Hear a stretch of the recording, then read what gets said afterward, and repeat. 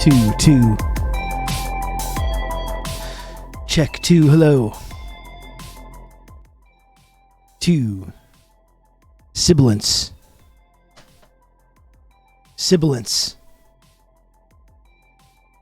What's up, folks? What is up? Hey, how we doing today? Oh. Dakadoon, hello. Lodane. Dave, Kijiji. Morgan likes Lennon. Maxi, Don Dark Zoni. The gang's all here. And we love it. That color looks great on you. Thank you, Marty. Thank you. I appreciate that. It's funny when you look at my latest VODs, it's all the colored tees. I've been all about the colored tees the last couple weeks. U.S. finally switched to socialism. There we go. Brandon's just smashing that socialism button. Very unexpectedly. Very unexpectedly, we got Brandon smashing the socialism button. America has been, it's now the People's Republic. It's the People's Republic, the Socialist People's Republic of the United States of America. They just changed the name today. This is breaking news. Breaking news. This was just announced. Brandon was just like People's Republic of Brandon. He's just burning the flag, burning the stars and stripes. You got a new CPI finally did it. Exactly. Oh boy. We did it, folks. We did it, Joe. Means tested, Brandon approved socialism. We fucking love it, don't we? Is there a flickering or is it my eyes? I'm going to go ahead and say that it's your eyes, Dave, without having any more information than that. So sorry for the weird scheduling. I had said earlier that I wasn't going to stream today. I barely slept at all last night. So I didn't really think I was going to be able to do it today. And then it kind of just the way the timing worked out, I was like, well, fuck, I might as well just do it for a little while. Little bit of a stream. I'll try to do 5 entire streams this week, even if they will be still not the same length that we were used to. They'll be the same girth. Same girth, different length. I'll probably only do about 2 hours today. But I thought, why not? There's stuff going on. I got time. I'm a little tired. And I barely slept, and we got no caffeinated beverages. I got no caffeinated beverages in the fridge whatsoever. Zero. Zippo. Zilch. Nada. No Diet Coke. No Reign Total Body Fuel. No Monster Ultra. No Dr. Pepper. No... I guess I could have made a coffee, but I just didn't do that.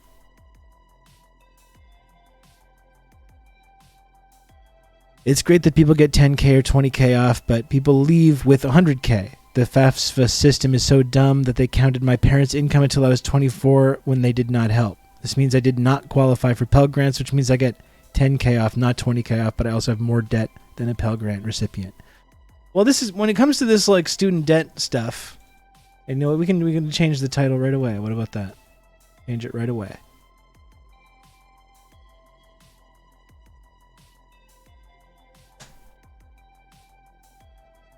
I think when it comes to this student debt stuff, or even just any of the stuff that's in like the climate bill that's coming out, let me switch to this actually.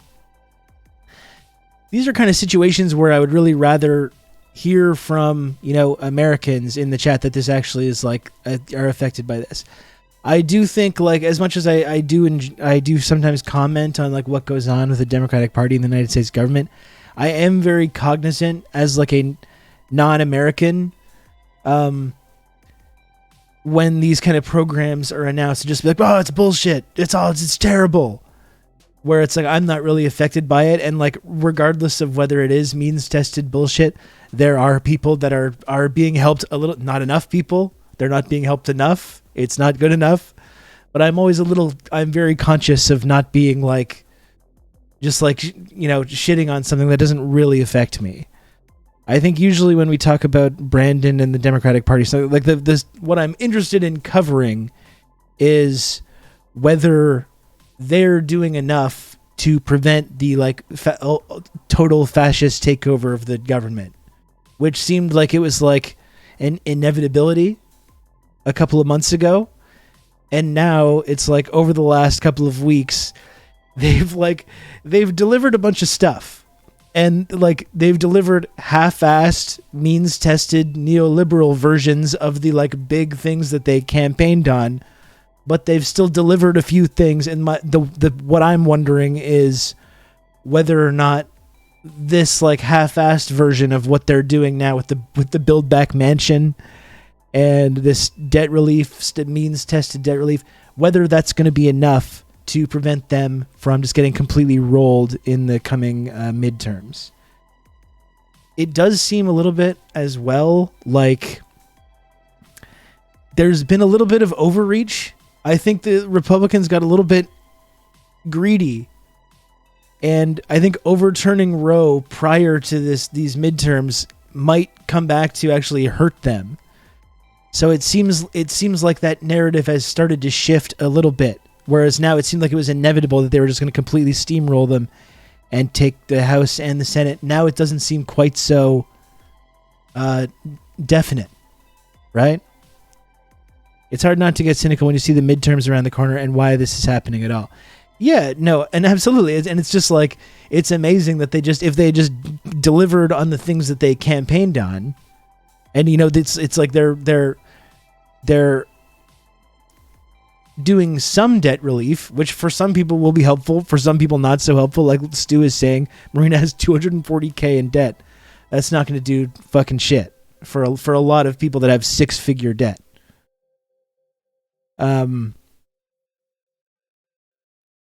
But it's the question is whether any of this stuff, because they're doing these half-assed versions of the big bold ideas that could have really like helped a lot of people. They're doing half-assed, means-tested neoliberal versions of these like programs. And the question is whether that's going to be enough. Plus people's like disillusionment with abortion rights and Roe v. Wade and all that stuff. Whether that's going to be enough to prevent them from getting completely steamrolled.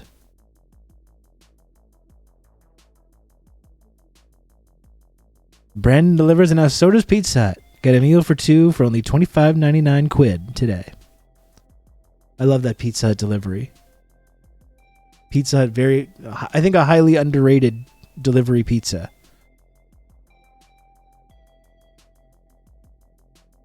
I got told by Lib that it's not their fault that they can't or won't deliver on a single campaign promise, so asked, why make them then? That's a good question.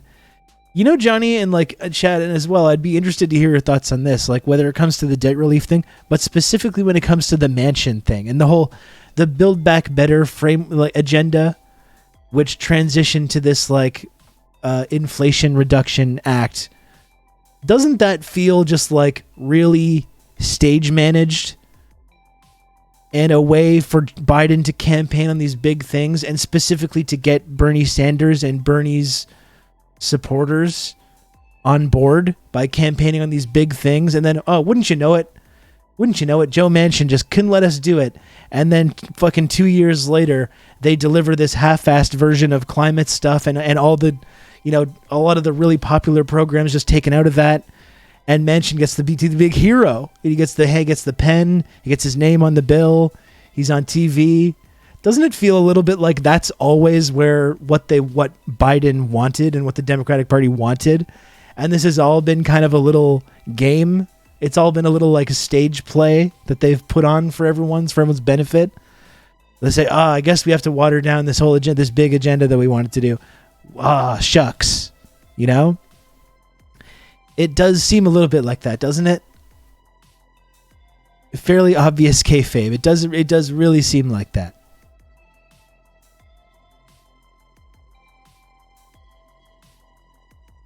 But that's the thing. It's like it's been 2 years of nothing for Brandon, and it was really looking like they were going to get absolutely fucking destroyed in these midterms, and now it's maybe a little less clear what's going to happen. You wonder whether any of this stuff is going to be enough. That's as someone who's paying attention to things is not really materially affected by it. That's the kind of storyline that I'm interested in here. I don't think it's wrong to be cynical about the Democratic Party. No, I don't either. DRP. I still wholeheartedly think they're going to bite the curb. Dem's still going to get their shit rocked. I think it's highly likely, isn't it?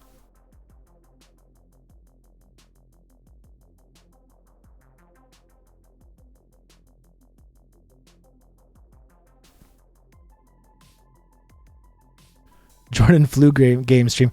I'm not really sick. I'm just tired. I didn't sleep last night. I didn't sleep at all. A really bad night of sleep.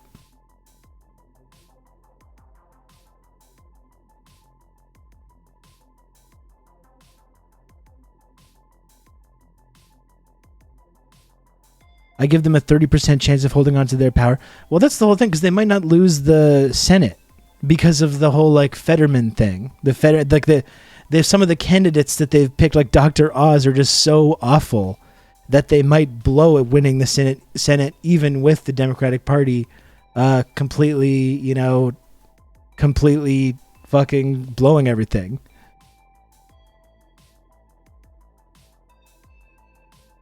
You can count on me. You're going to have good old Rob to talk you through all this.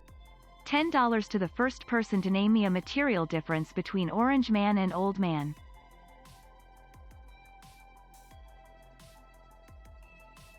Bolden, thanks so much for that 1 entire year of Tier 1. Thank you, Bolden.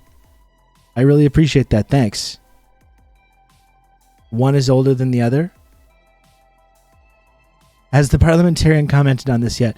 I mean, it is funny seeing people like completely melt down over this. It's funny seeing them melt down over this completely half-assed version of debt relief, acting like that's the amazing thing is just that like how all these different like companies and small businesses and politicians and people, they're all just like gobbling at the free money government trough day in, day out, right? They're all just gobbling at that every single day. And just as soon as like a few other people get access to that, they're made to feel like ashamed. Just like, oh, how dare you give this handout to people when it's literally the same people that are just gobbling from the free money trough every single day.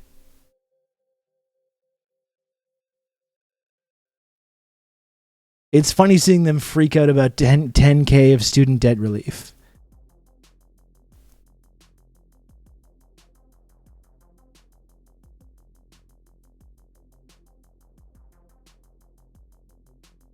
One is vaguely pro-union. Yeah, and you know what was in that Build Back Better agenda was the PRO Act, which would have been a huge win for organized labor in the United States. That would have been like a very transformative thing, which got, of course, whittled away and argued out of this Build Back Better agenda in order so they can pass the watered down neoliberal Manchin version.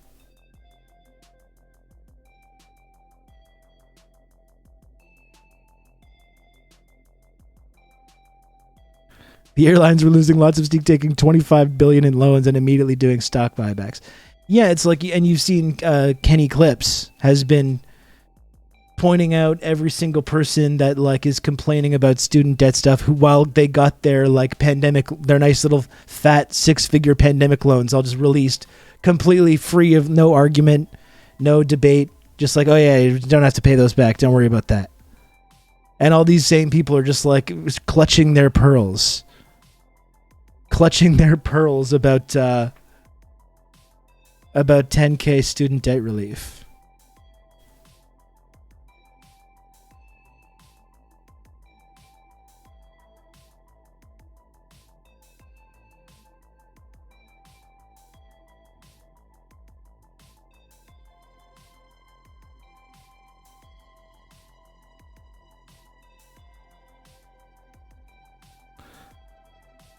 First of all, the Libs love coming to the table with an already dog shit plan that they've cut in half. Second of all, I can't look at any of them as people anymore. I think of them as frail, squealing goblins. I think that's pretty accurate. Yeah, I think that's accurate.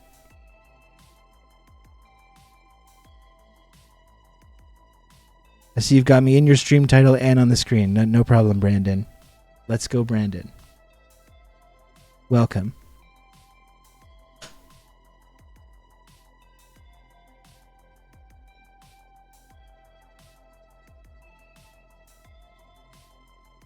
Hey, Carrier Wave, what's up?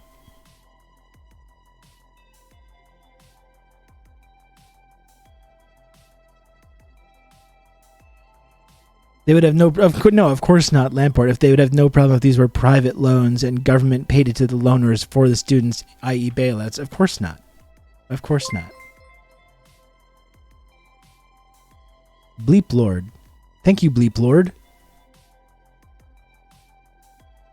Please tip your landlord with this. Thank you for the 333, Bleep Lord. I appreciate that. Hi, Rob. Hi, chat. Hi, Brandon. If you're watching this, hi, G Clippy.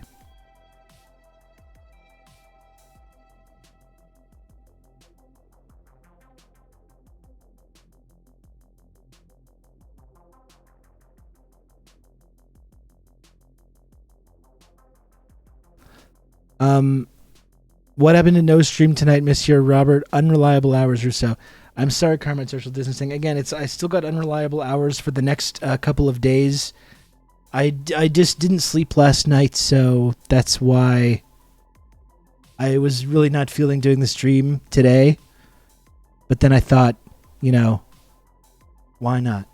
Why don't I just do a little stream, short stream? Rob, I'm on a means-tested schedule. That's right. Hey, Metal Dipshit, what's up? That's right.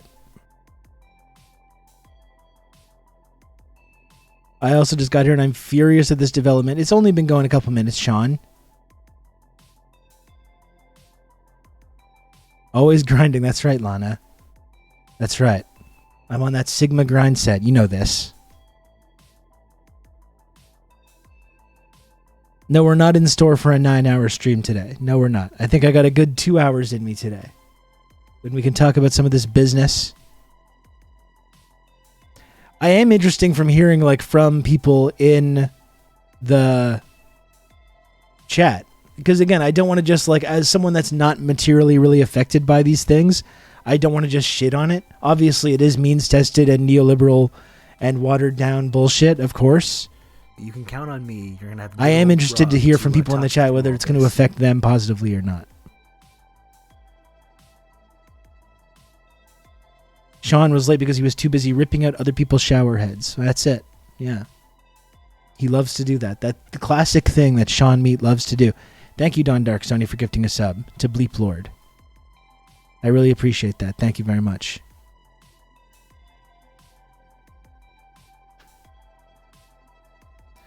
I do want to say that as inadequate as it is, I still never expected it. Yeah, I'm to be honest, I'm kind of surprised too. I thought with all the inflation stuff, they were going to back down because all the Larry Sumners and all these fucking weirdos and freaks were saying no, you can't do that. That's going to lead to more inflation. So I was assuming that they were just going to back down. It's good that they've done something. There's a lot of people that need way, way more help, and Biden can literally just cancel all of it easily without even going through the channels of Congress, etc.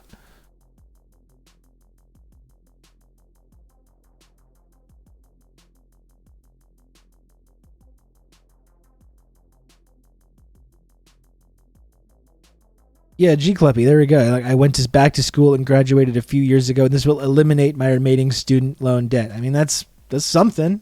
That's something.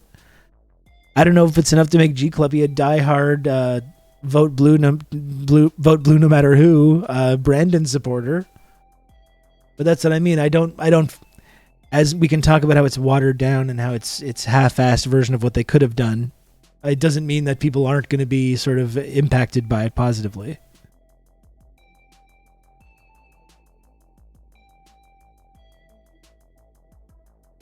It seems okay, but okay considering the scale of the problem also seems like not enough. If it's nowhere near enough.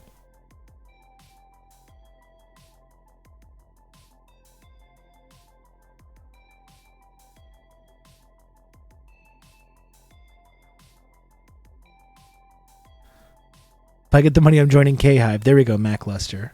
That's what we love to see. We love to see it, and we love to hear it.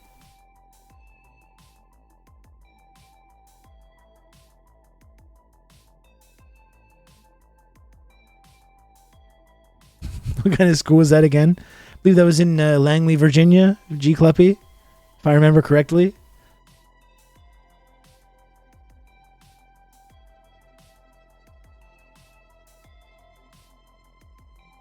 It was called the School of the Americas.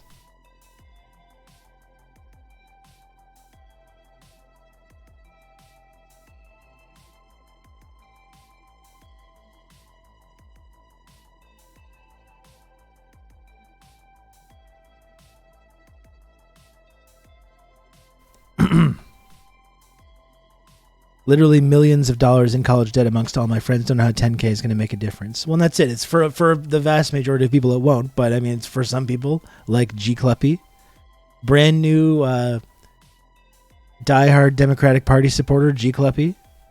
You know, it's not nothing. It's not nothing, and that's the kind of question that I'm asking: is anything that they're doing right now, these big Brandon wins that they're getting, is any of that going to be enough to prevent them from getting smoked in the midterms?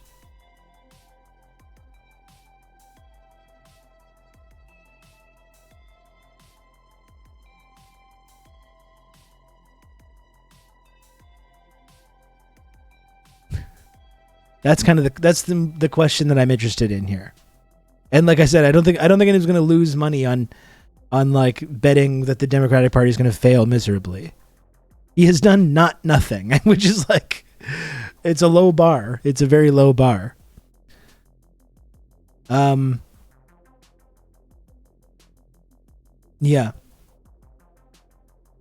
And that's what I mean too. Like, it looked like they were just going to obviously lose the Senate, regardless.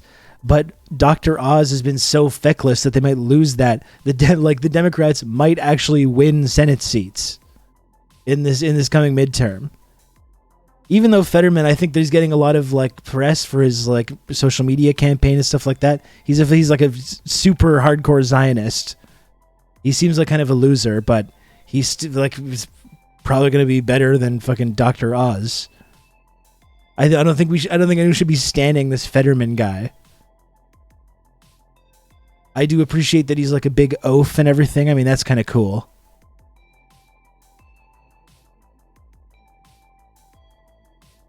Yeah, that's what I mean. Abortion is a big deal in the elections. I kind of feel like they overplayed their hand. They kind of overplayed their hand with the whole Roe v. Wade decision.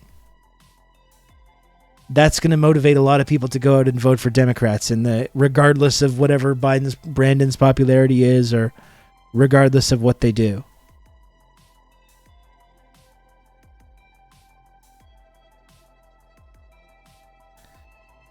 I don't need debt forgiveness. I need my personal predator drone from Raytheon Technologies. I think Don Dark Sony is hooking you up with that. Actually, you want to DM or whisper Don Dark Sony for that predator drone. He's your hookup on that. I'm from PA. Fetterman's all right. Yeah, I mean, he seems to be like an okay progressive Democrat. His position on Israel is pretty abysmal. Oh boy, we got Gabby. What's up, Gabby? What's your question? I took a government class and everything, but what the fuck is the parliamentarian? Is it a group of people, a single person? Whomst is it? I certainly had never heard of this Senate parliamentarian until it turns out that they have the supreme ability to block any legislation.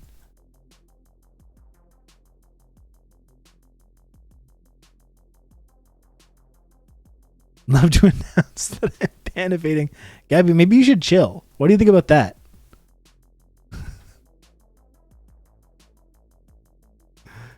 No one on this earth heard of the parliamentarian before like March 2021. Wasn't there some instance with the Republican Party and the parliamentarian in like the Bush era, and they just immediately fired them?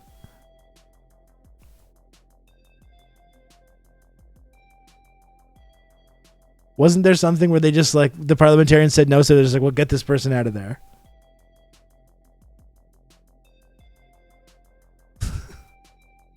Just yeah, you can do that. Just appoint another one. Just appoint another one, no problem.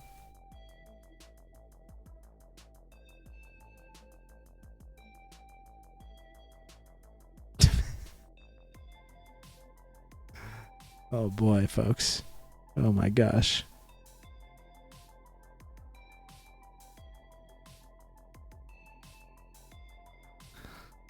It's basically an office that makes suggestions on the legislation being passed. They have no power. Cool. Very cool.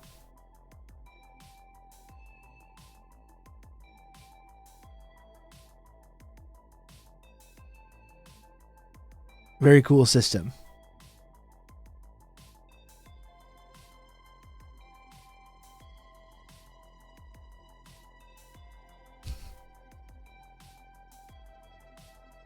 I'd like to come on stream and discuss the new Dream flavored Coca-Cola. It's urgent. Alana, how is that?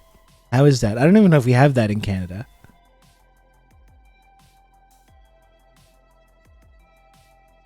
Do we have the Dream Cola? No, let me be on the stream. I won't debate you and we can talk about Canadian alt rock. That sounds fun.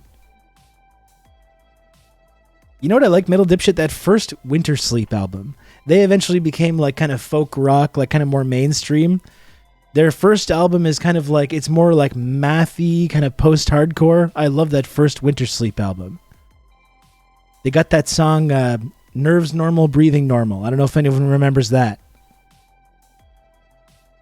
Love that track. Really good. And I saw them a couple times touring on that album.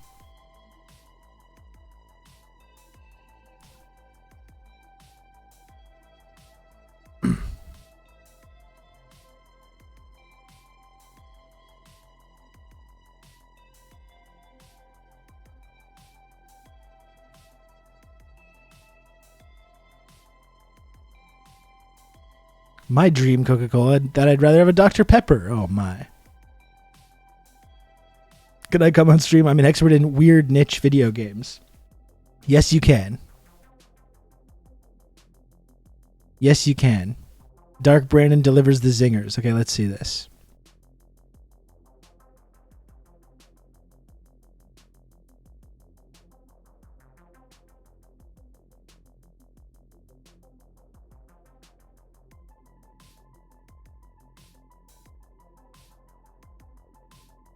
Let's see this. Let's turn this down here.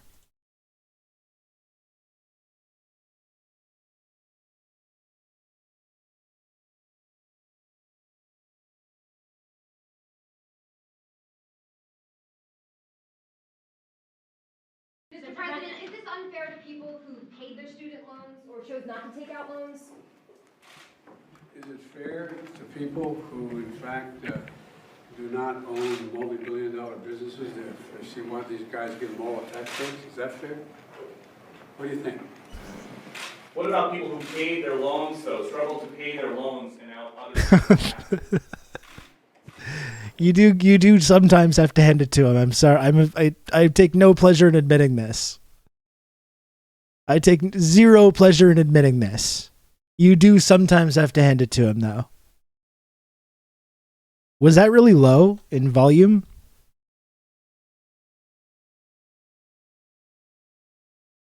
People who paid their student loans or chose not to take out loans? Is it fair to people who, in fact, do not own multi-billion-dollar businesses if they want these guys to give them all a tax breaks? Is that fair? What do you think? It is kind of baller. And it is the proper answer to that question. It's true. That's what I mean. It's like everyone is at that free government funding trough. This hypocritical idea, is it fair? They're all getting the fucking like, why don't you talk about the fucking defense contractors? They're all just like hooked up to the endless fire hose, just like funneling hundreds of billions of dollars into their greedy little mouths each and every day for the last several decades. No one seems to care too much about that. What do you think? His eyes lit up. Classic spicy Brandon. Fellow patriots, I have something to say, and that is my debt isn't going to be forgiven because I don't want these dumb baby libs getting my hard-earned, exploited, stolen money. It belongs to Navient, not you little punk, commie, pinko sons of bitches. That's right, Coal Mine. Thank you. Thank you for taking a bold stance on this.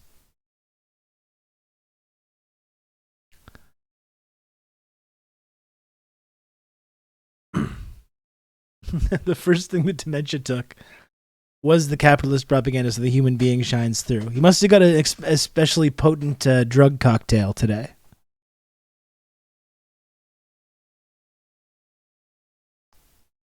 He's feeling spicy.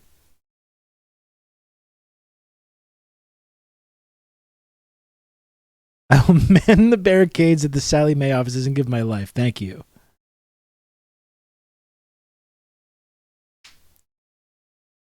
Oh boy. So I guess this is the kind of the question though. This is kind of the question.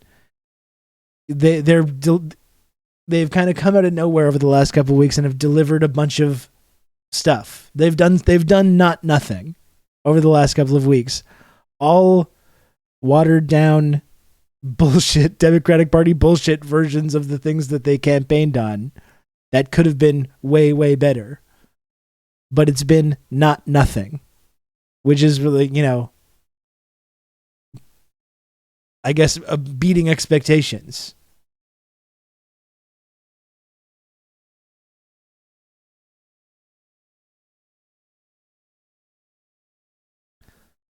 The two buttons mean reinvade, forgive, debt. Yeah, we don't not talking too much about all the fucking weapons transfers to Ukraine as well, and the relative fairness of that. Probably a question that we could be asking as well. There's never really any debate over that.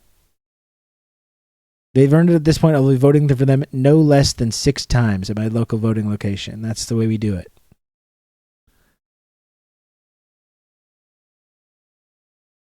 We got not nothing. Yeah, this is it. This is you can fit that on a bumper sticker.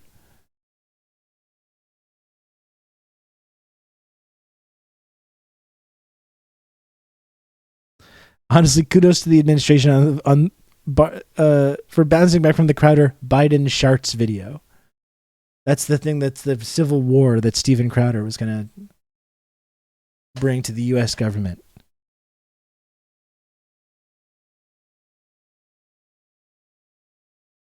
Feel really like I'm losing my mind since Livs have been saying he did not campaign on student debt relief, but he very clearly did, though, right? Like that shouldn't be controversial, and in fact, campaigned on a lot more debt relief than what they're doing.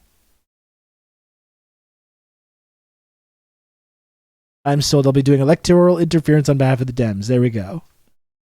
We're going full Brandon mode over here on this channel.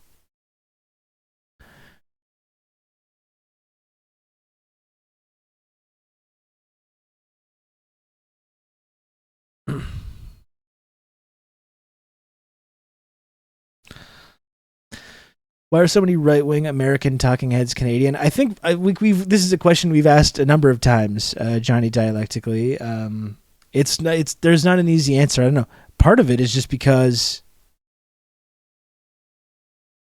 well, full stop. Sorry, that full stop Terry. Thank you for cheering 50 bits. I appreciate that. It didn't trigger an alert.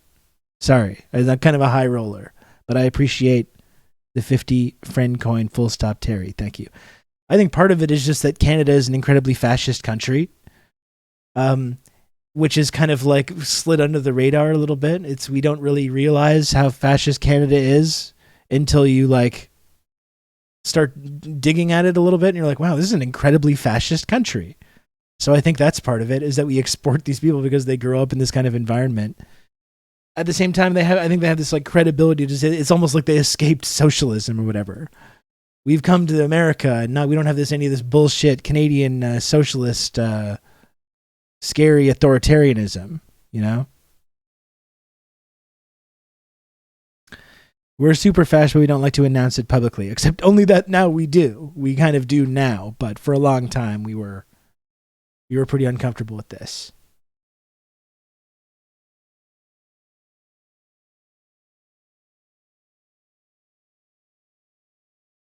Yeah, exactly, Lana. These guys are petty bouge intellectuals.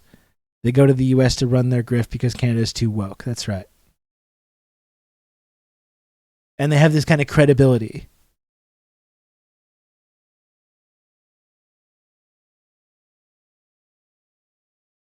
Canada's the world's most successful experiment in white supremacy. That's interesting. Interesting turn of phrase there.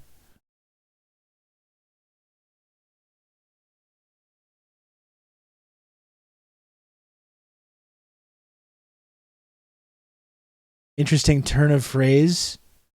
Is there any other, like,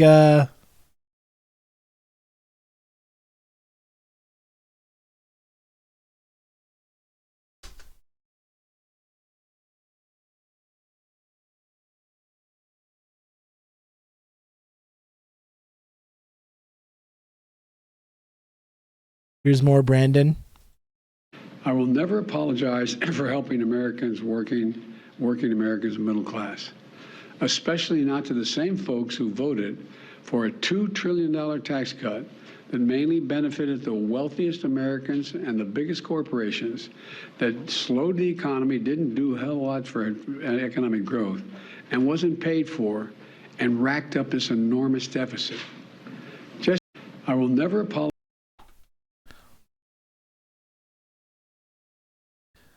Let's hear our friend Liz Warren.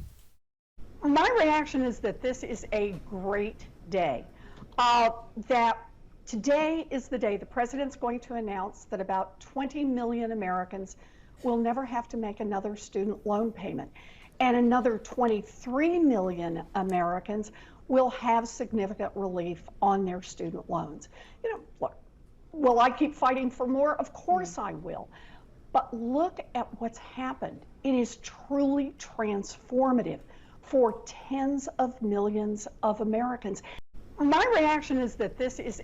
Maybe that's a little bit of an exaggeration.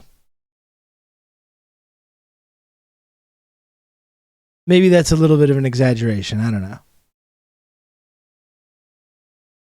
Snake audio. There we go. No, I didn't hear the Warren interview on the 5-4 podcast. Exactly. Always ready to hype up some half measures. Exactly. Calm down, Liz.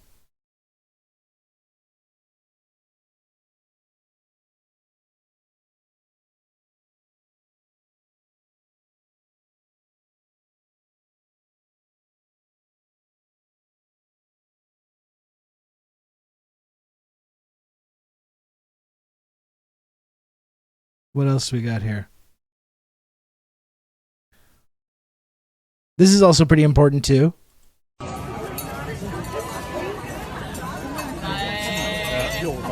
What about this? What do we think about this?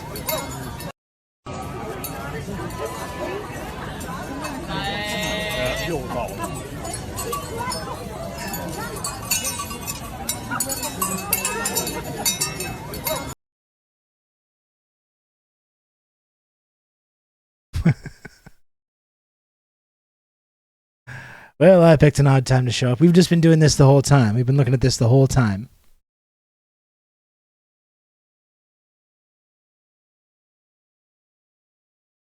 Non-stop sheep impersonations.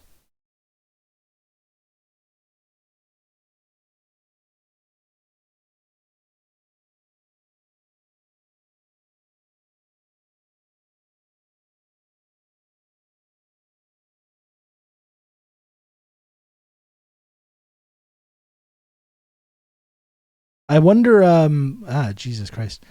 I wonder,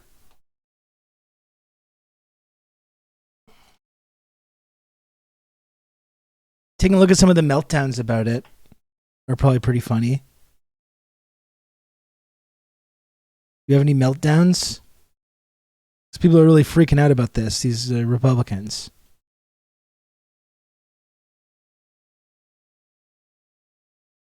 Here's the Fox News line. For those who are saying it's not fair, look, the aim of this is really to address the effects of the pandemic.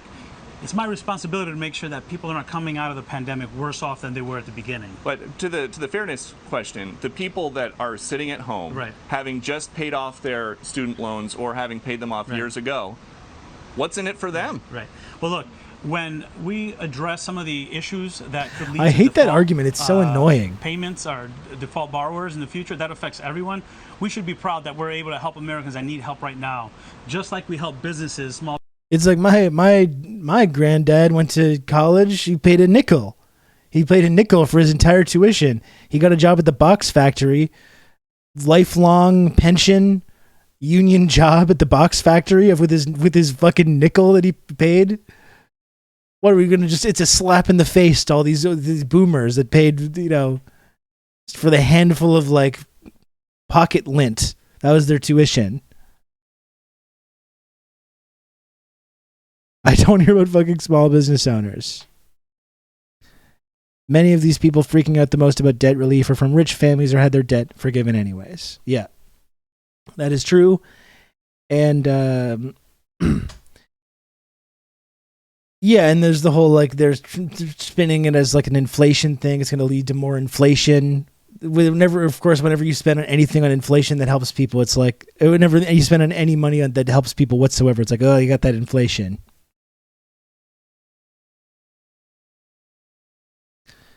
They think, how about people who paid already is such a good argument? What about businesses who were paying 39% tax before was cut to 21% in 2017? Why was that not questioned? Yeah. Or like, yeah, when the top marginal tax rate was in the like 90 percentile. It's lo and behold, they didn't wonder too much about that when they brought that down so drastically in this sort of neoliberal era. Businesses during the pandemic. It's about making sure we're taking care of Americans and investing in our economy and in our people. But just the final one on this, Sure. the people that already paid their student loans, Right. they don't get anything out of this deal. Right. That's right. Okay. Those who are saying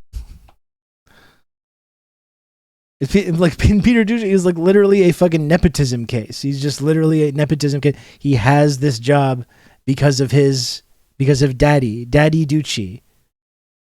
Got him this job in the first place. And didn't probably have to take out student loans because he himself is also a multimillionaire. Because his father is a big-time Fox News media celebrity. Yeah, and they get the benefit of a non-tanking economy.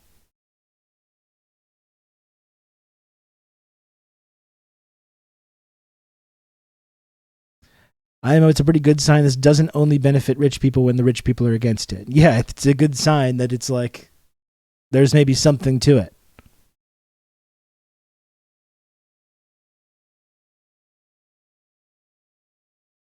They get the satisfaction of a job well done.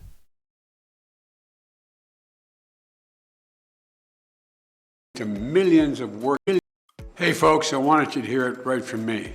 We put out a plan to bring relief to millions of working and middle-class people with student loans. And here's what you should do. We're gonna support our forgive mom and pop wallet $10,000 checkers. of federal student loan debt, keeping my campaign promise. For the people who need the help the most, the folks who went to school on Pell Grants, we're going to forgive a total of $20,000. We're going to target this relief. Help is going to go to people making less than $125,000 a year. Next, we're going to give anyone with undergraduate loans a chance to sign up and cap your loan payments at 5% of your monthly income. I also want to make sure folks have enough time to transition back to paying regularly. So we're going to extend the student loan pause one final time through December 31st of this year. There's a lot more here, more than I have time to say in this video. But I'll leave you with this. Our middle-class families deserve breathing room. It's the whole reason I ran. This plan will give opportunity to millions of families who need it the most. You know what else gave breathing room to like working class families was that child tax credit. Remember the child tax credit that they were bragging about at the beginning of the when Biden was elected, how it's like slashed childhood poverty significantly, which is true. It did do that. And then they canceled it and there was like, well, no more of that now. No more of that child tax credit. And they argued that out of the whole Build Back Better bill. And now they're doing the victory lap over their new bill, the Manchin bill. The Manchin hero bill, and that's not in there anymore at all. And this is true. A Crimson Tinted has something here. This is the latest wave in politics. Dems give you 1/100th what you ask for, then use it as a cudgel to beat the ever so slightly more progressive ones out of the party, aided and abetted by the likes of Ducci. Yep, that's about right. And it's still not even clear whether this is going to be enough for them to actually not get rolled in the coming elections.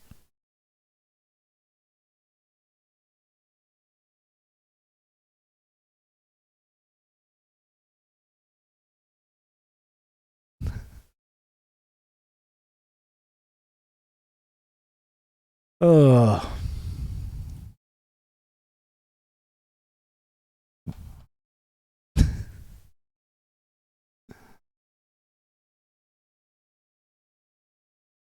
Let's see one of these like weird MAGA ladies is saying about this. Biden is forgiving $10K in student debt. What a way to piss off every fiscally responsible American suffering from inflation right now. You know what? Just go back on vacation and stay there. Because this plan to reallocate student loan payments to the working class is theft. Stop calling it cancellation or forgiveness. This is not student loan forgiveness. This is a transfer of your dang financial obligation over to us. I don't remember co-signing anyone's student loan. What happens to the responsible adults that paid off their loans? Do we get reimbursed? I just paid mine off 2 days ago. I'm not paying for yours too. No, you didn't. Forced you to go to college, and then to even have the audacity to complain about $10K in forgiveness while the working middle class foots the bill for you unemployable millennials that chose to pursue a degree that you can't put to good use now. This is just one big debt transfer, nothing more. What we're seeing is the buying of votes. Plain and simple. You know, it sucks that you have debt, but your debt is not mine. Taxpayers should not be held responsible for your lack of responsibility.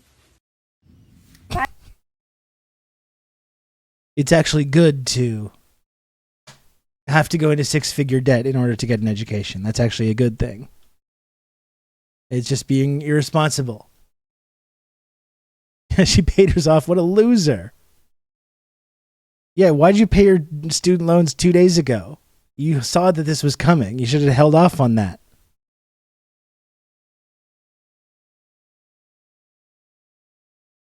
Two days away from debt cancellation.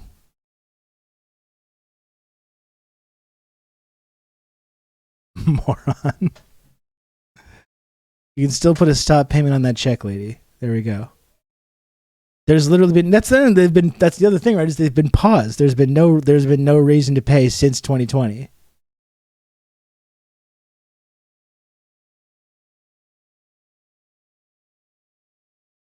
She didn't go to college. She went to one class.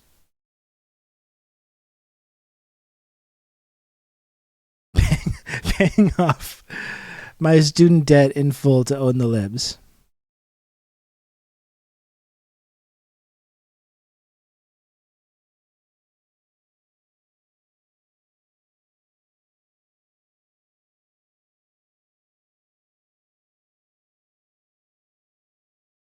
When I declared bankruptcy and still took over a decade to pay my student loans, it built so much character. Totally worth it. I wish I could get more debt so you're the best person I can be. I mean, the last thing you want to do is get relief from that. Right? Because then you learn an important lesson about personal responsibility.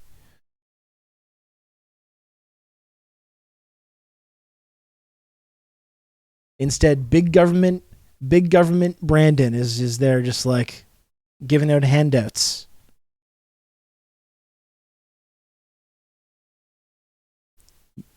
Shameful stuff.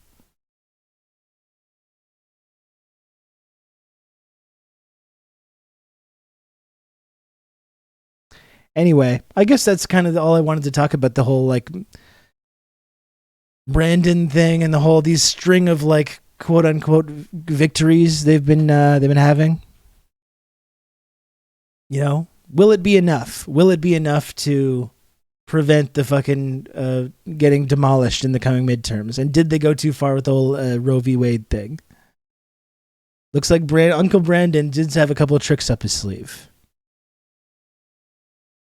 Thanks for streaming, big guy. Was feeling kind of rough earlier. Now I'm back in silly TRRS friendship mode. And glad to hear it, Sean. Glad to hear it.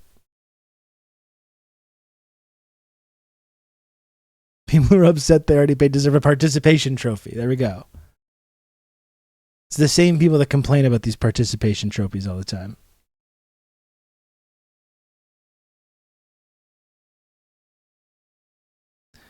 What gets me about these people is that they're always just as smug as they are vapid. I don't know if there's anyone on earth who combines arrogance and stupidity the way these people do. Well, and it's these like young people, these that they put in these like front-facing positions, just advocating this like extremely fucking tired, conservative, trickle-down, libertarian economics 101 bullshit. And they're just like, this is the exact same economics ideas that have just been like circling the, just destroying everyone's lives for decades and decades.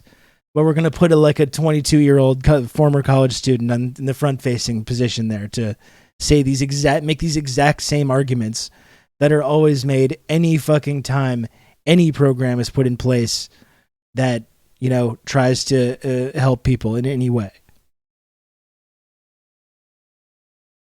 Brandon sent me a participation trophy, but there was 20,000 in unmarked bills stuffed inside in a ballot with the communism bubble already filled in. Jesus Christ. That's a huge disclosure.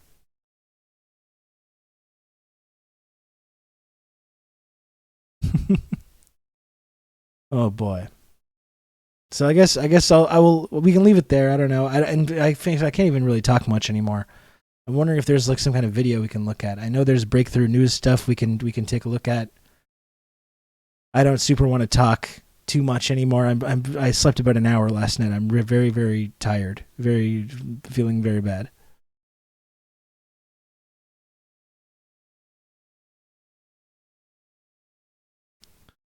Receiving credible threats on the life of Jake Hinckley. What's this?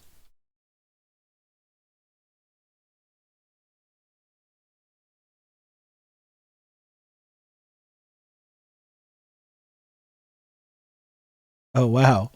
Life in danger. Ben Norton, the extremely dangerous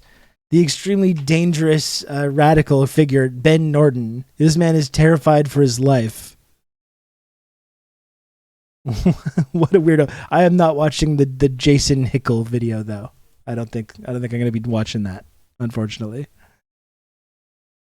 The Dugina assassins are after him now, too. That's right. He's next in line. He's next in the line of succession.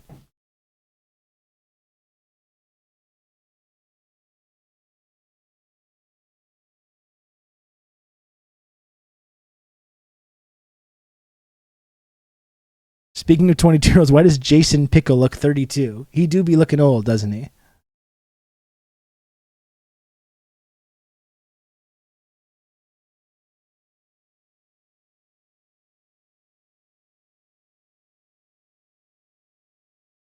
He's not 22, is he?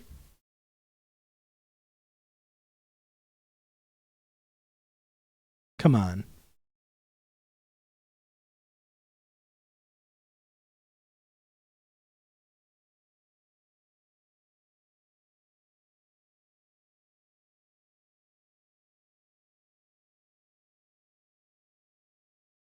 This has the same energy as J.K. Rowling saying, I am Salman Rushdie now because someone replied with threatening words to me on Twitter. Yeah. Someone called me a TERF, so it's basically the exact same thing. The transgenders have declared a fatwa on J.K. Rowling. Remember when some people protested outside her castle and it was like this big crisis?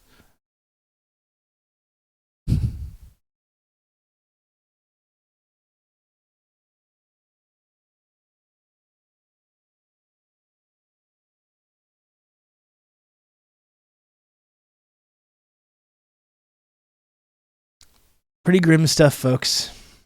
Pretty grim stuff.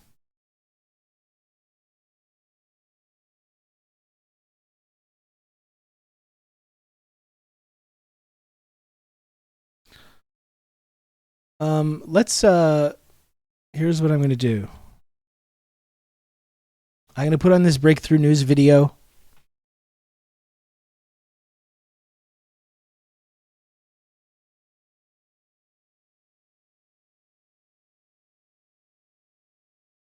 Oh, you know, this is kind of interesting. Look at that. Breakthrough just put out a video about student debt in China. That's kind of interesting. Education is supposed to be like, I'm being very realistic here, that education is supposed to be like training your... That's kind of interesting, tangentially related thing we can take a look at. ...people to become taxpayers. What is the point to get them into that trap? Hi everyone, I'm Rania Kalik with Breakthrough News. Today, we're happy to announce that we're piloting a new program called Overlap with our friends at Wave Media, a private media house in China. This is a global conversation show based on a simple concept.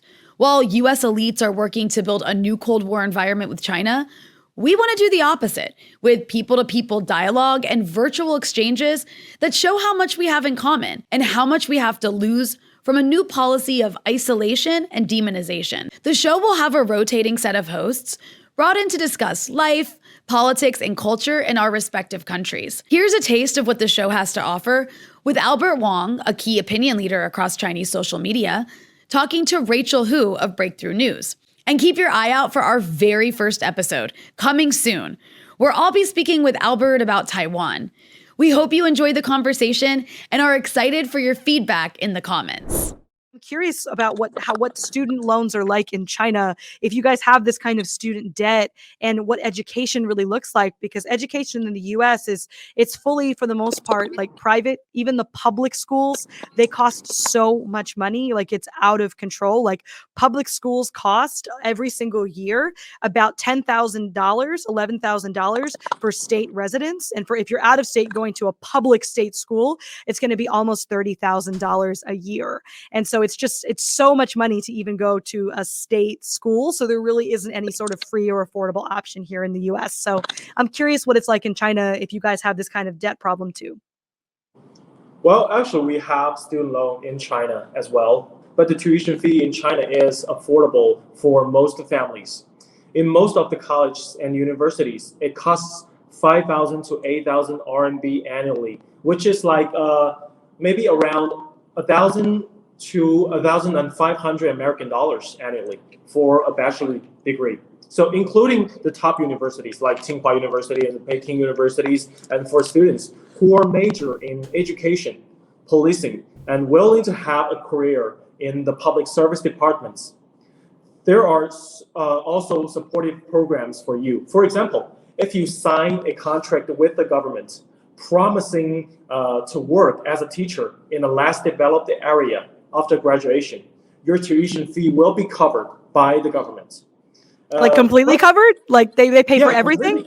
That's a little bit similar to the Cuban education system as well, right? And like the Cuban doctors going to work out in the countryside, kind of similar concept. Oh my God! Covered. It's not that much money, right? It's only like $1,000. Yeah, but taking the living cost and accommodation fee into consideration, it's still too much for families from rural area. So here's the case in China. If you are from a poor family, the government will provide you a loan without any interest before graduation. What you need to do is to pay the money back in 2 or 3 years after graduation. And the interest rate after graduation is still very low. It's very affordable. Most of the students can pay it back within like 6 years, which is much more reasonable than it is in the United States, like you mentioned before. $10,000 tuition fee for a year, which takes 17 years for the students to pay back. That's crazy. That's crazy. It's crazy. And that's for state school. Okay. So that's like what the average tuition is for schools that are private schools. So like Harvard, Yale, like the big name schools, it is way more. It's on average $38,000 for just tuition. That's just tuition. But I anecdotally will tell you it's more like $60,000 a year. That's such a ludicrous amount of money. Another reason why I chose to go to University of Iowa is that they gave me a scholarship. It's unbelievable. For those students from low-income families in China, universities provide scholarship as long as the students meet the grade requirements. So if you study hard enough, you can get a lot of support. In addition, part-time jobs are also open for these students in all the universities. Out of his prison attire. And the income could cover most of the living costs. In short, as long as you work hard and get the offer, you get all the support from the university, the bank, and the government without being trapped in any financial problem. But when it comes to vocational education, we have some very deep-rooted stereotype against it, which leads to less vocational education resources, and current vocational schools are not running very well. But in China, China is Let's all go to Vietnam and get the 4-year Marxism-Leninism degree that they offer for free. I think it's a great idea. I think we should do exactly that. Making a change on it. We have special education resources. We have schools for students with disabilities. Probably have to learn Vietnamese, though, critically. In the compulsory educational system. If they are qualified, they can also take the college entrance exam. And we have vocational schools for students who are physically challenged as well, so that they can make their livings with dignities. However, we only have nearly 2,300 special schools in China by 2021. So there's room for improvement. That is what we can take from the United States, because actually the United States is very resourceful in this area. Yeah, I mean, vocational education in the United States is available, but it's not widely available. So, like, some places you'll have vocational high schools where you can go off and get trained to do like HVAC, like air conditioning, becoming an electrician, a plumber. There are a lot of vocations that are very, of course, necessary for society that we need more training on, but there isn't like always clear pathways to it in terms of having access to that education. Vocational schools are being shut down. I mean, I think, the thing in the United States is really that the emphasis of education has been going to college and going to university. But the thing about university is that, like, at the end of the day, like, it doesn't even guarantee a job. And so that's also kind of a big part of, I think, the challenges here in the US is that we do have more schools, and a lot of those schools we have more schools. And a lot of the reason why we have more schools is because of the way that they ultimately sell their education. 30% of jobs in the US require, like, 1/3 of the jobs basically require you to have a degree of some sort. And, like, we just can't afford that. The average person in the US makes like $60,000 a year, but reality, like my life, people that I grew up with, people that I know, that's not what people make. People make minimum wage. And I think all education should be public, because private education, it's all predatory. And especially if you're poor, they know that and they want to take advantage of that. So they give you these jacked up loans from Sally Mae, which, like, anyone in the US can tell you, Sally Mae is like miserable to deal with. It's like some people get literally 11. I know people that have gotten 11% on their loans. It's like, you think a poor person can really pay back 11% on their loan? Like, that's not going to happen. The amazing story, like the incredibly radicalizing stories that I always hear from Americans about student debt are like the people that have this like immense 6-figure debt that pay it down for like years and years or sometimes decades, while then owing more after years and years of paying this debt, owing more than they did originally. Like that to me is just the thing that's like, how are there not just like buildings just being burned down over that on a day-to-day basis? Like, that's such an obvious, horrible scam, like basically indentured servitude.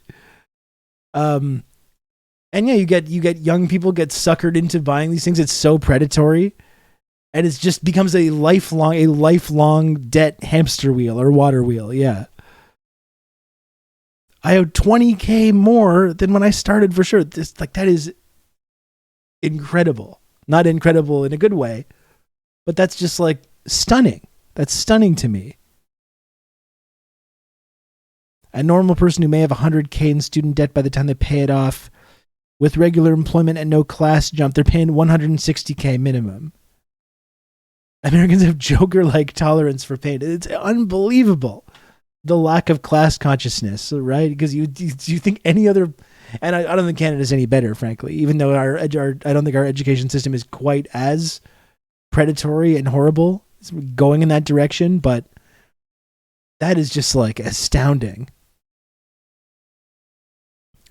Yeah, or do the summer coding tech boot camp and then you take a percentage of your paycheck for a number of years. Like, literally indentured servitude. Like, that's literally what it is. It's honestly insane that Americans would tolerate and even be thankful for. Like, I can't believe it. And then look at the response to when Brandon cancels $10,000 of student debt. Nowhere near enough to actually really make a dent in that. Something that he could do easily just with the stroke of a pen. And look at the reaction to it. This is disgusting and disgraceful. It's doing socialism and just literally any effort whatsoever to roll that in the other direction is just derided as being this horrible like affront to liberty and freedom and stuff. It's crazy. It's so true. I mean, what is the point of getting your people into that trap, right? Just like education is supposed to be like, I'm being very realistic here, that education is supposed to be like training your people to become taxpayers. What is the point to get them into that trap? Oh, and that's the amazing thing as well about China. Also, is another thing about China's education system is you've seen those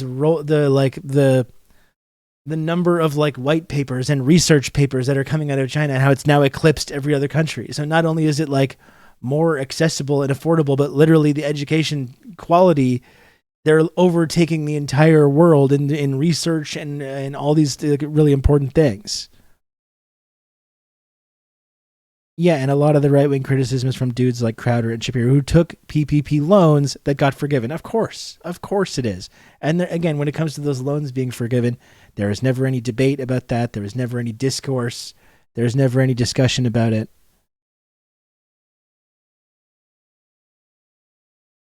And these same fucking people are complaining.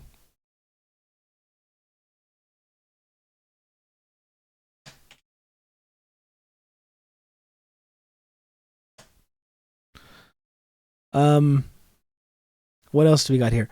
I will remind folks, okay, I've been going an hour and 15 minutes. Didn't have a lot of chit chat today. I'm at 2 subs. Again, I know these are shorter streams.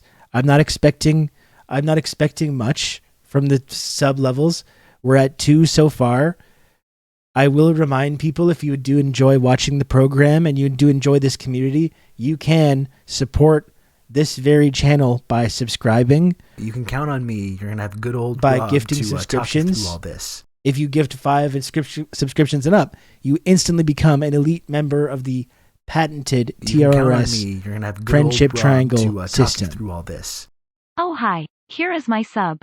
Thank you, Bonbon. 12 months of tier 1. Thank you, Bonbon C3PO. I appreciate that. I appreciate that Sean Meat as well, the gifted sub. Thank you. Very kind of you, Sean.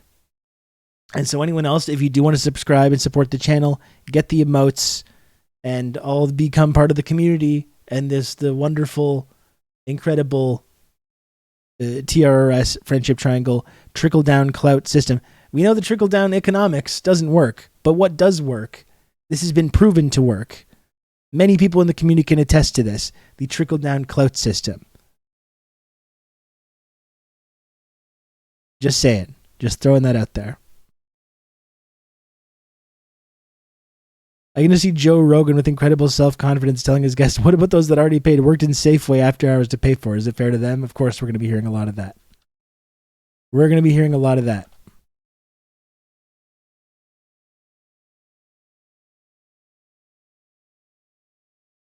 Police precincts were burning across America not that long ago. I got to believe that there's enough fed up people just waiting. That's true, but it's like, I think it's probably demoralizing, I imagine, for all the activists and all the people that were involved in those protests.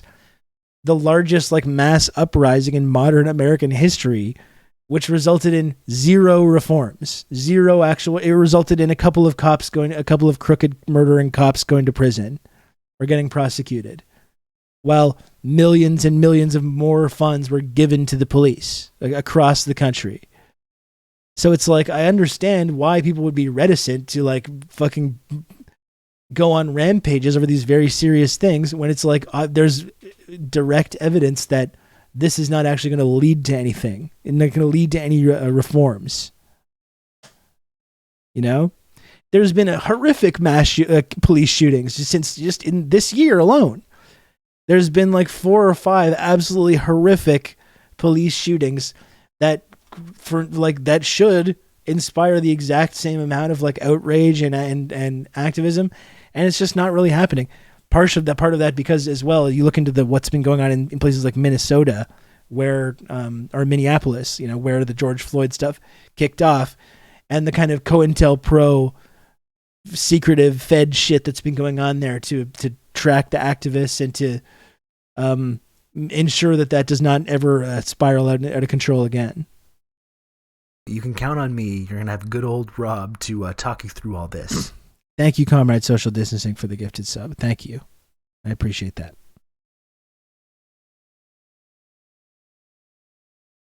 Zero reforms and libs, not conservatives, complaining about the methods of protesting. And of course, and handing also the sort of talking point about burning down the cities, which is now that's the right-wing meme as well. They just burn down all these cities, and for no consequences.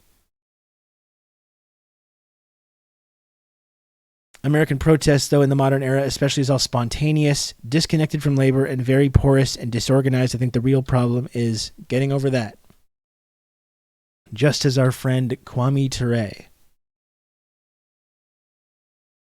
said.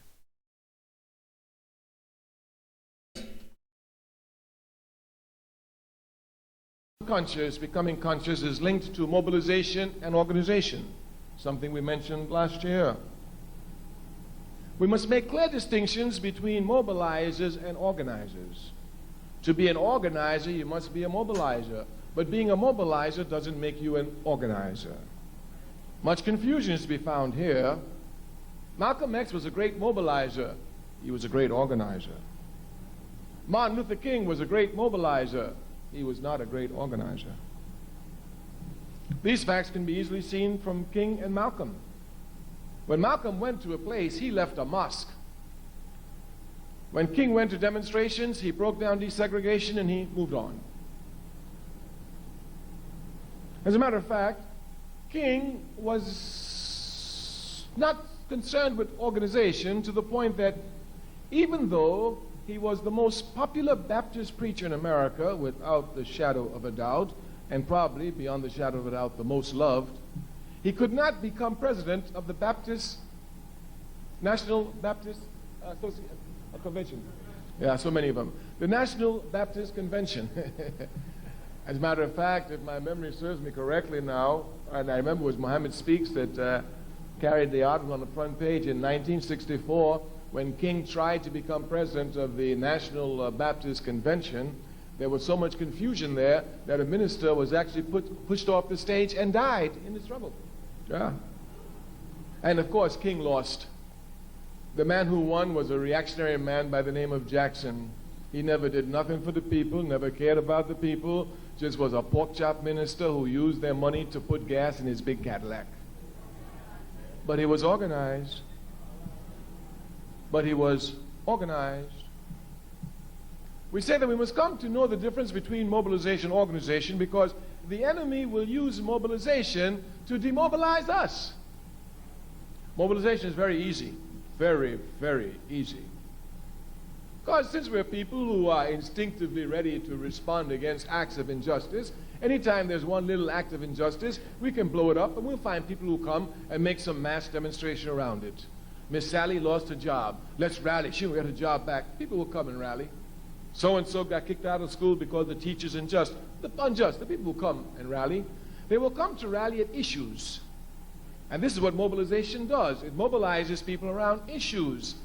Those of us who are revolutionary are not concerned with issues. We're concerned with the system.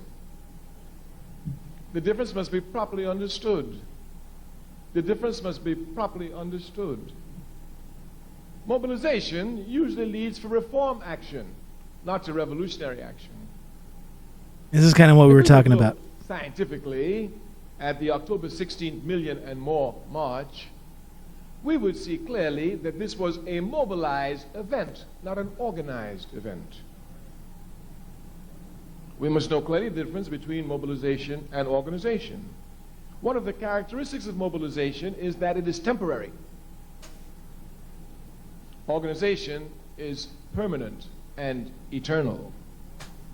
Clear differences must be made because the unconscious can usually be captured easily around one-issue items, around mobilization items, but it's hard to catch them around organization. But these unconscious must be brought to organization. We must transform mobilization to organization. We say the enemy will come and use mobilization to demobilize us. That's what happened with the George Floyd protests. More march will say to you, I was there. Well, what are you doing today, my sister? I was there. There weren't too many sisters out there, but you know, with 1 million brothers together, you know where I had to be. I was there. Yes. And then, of course, you find brothers, yeah, I was there. I helped you. What are you doing today, brother? If we're not careful, we allow mobilization to become events. The struggle is never an event. It's a totally, process, Lodane. a Yeah. continual, eternal process.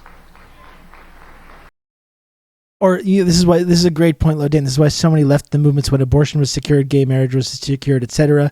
They got their shit. Fuck you, got mine. Or look no further than the boomers, right? What do we always hear from like the Joe Bidens of the world? Even though Joe Biden I think is older than a boomer, but that whole generation, we ended the war.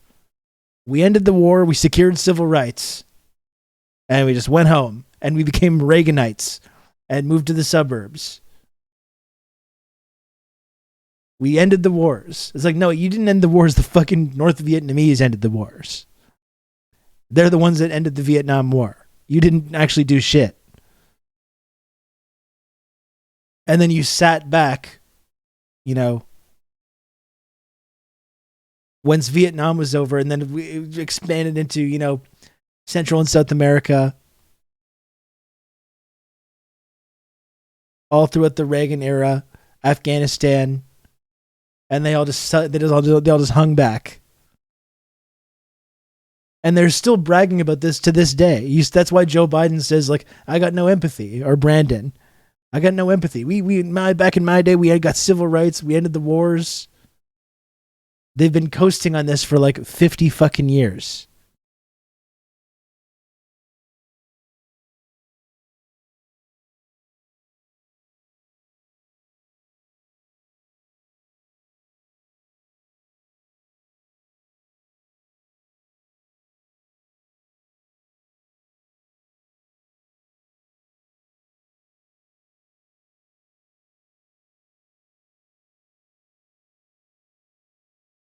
Let's hear, what else do we got here?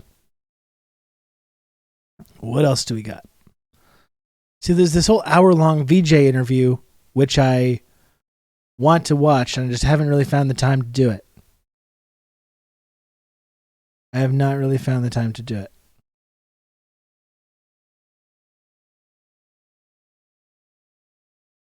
There's a White House press briefing right now.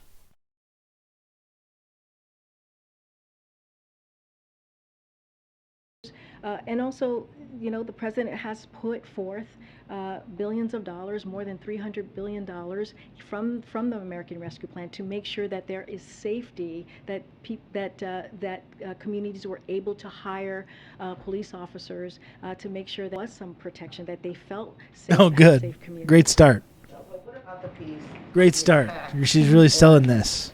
Students who LGBTQ community from telling them they can't come to school or not feeding them school lunches. Is that a rights issue as well? So first of all, we condemn that. You know this president. You know how this president feels about inequities. How he's been very clear about making sure that we protect young people, especially in the LGBTQ community. We have spoken out about that many times. This is something that Secretary Cardona is working with local schools, and he has talked about as well. So this is clearly an issue that we're monitoring. We'll continue to monitor, and they're monitoring it, folks. Don't worry about it. Or behavior. I'm going to just go around to people I haven't called on yet. Go ahead, Dan. Hi, Bree. I have 2 questions. The state of California is scheduled tomorrow to say that you can't buy new gasoline cars starting in 2035. So what is they're listening, they're looking, they're seeing, they're hearing. Say that one more time. The state of California said after 2035 they're not going to let you buy new gasoline cars. That news is breaking tomorrow. Okay, so I have not seen that report, so I need to actually take a look, talk to our team, so we can provide you a more a clear, probably get on that. A clear response. So I don't want to get ahead of what the team might say on that. What do you say to Jason? Probably improvise something. Chairman of the Council of Economic Advisors during the Obama White House, and he tweeted today. He and Larry Summers were, early warning beacons on inflation last year. He tweeted, pouring roughly $500 billion of gasoline on the inflationary fire that is already burning is reckless. Doing it while going beyond one campaign promise and breaking another is even worse. How do you respond to that criticism? You're talking about the student loan. Look, respond to that criticism from your own party. Larry Sumner's. Kind of talked What? About this. The way we see it is a number of independent experts, from Moody's analysts to the Economic Policy Institute. At least Brandon is telling Larry Sumner's to shut the fuck around up. the same time, we provide.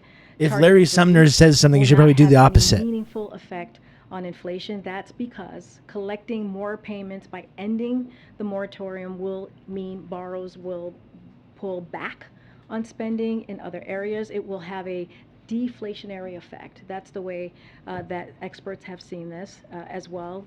This will more than outweigh any limited positive wealth effect of targeted debt cancellation. That's why the Economic Policy Institute has said that that claim that canceling debt is inflationary is profoundly off base.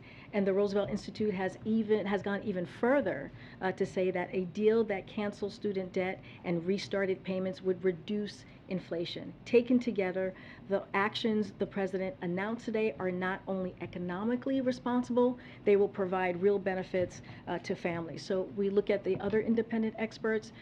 This is also something to take into account as we talk about inflationary causes. Okay. I'm trying to think. Go ahead. Yeah, Nadia. I'm going to stay on the student loans. American students pay higher fees in comparison to Western democracies by far, thousands of dollars. Most of Western European countries subsidize college fees. So why can't the administration negotiate with banks who makes billions of dollars in profit to make sure that student loans are interest-free or subsidized?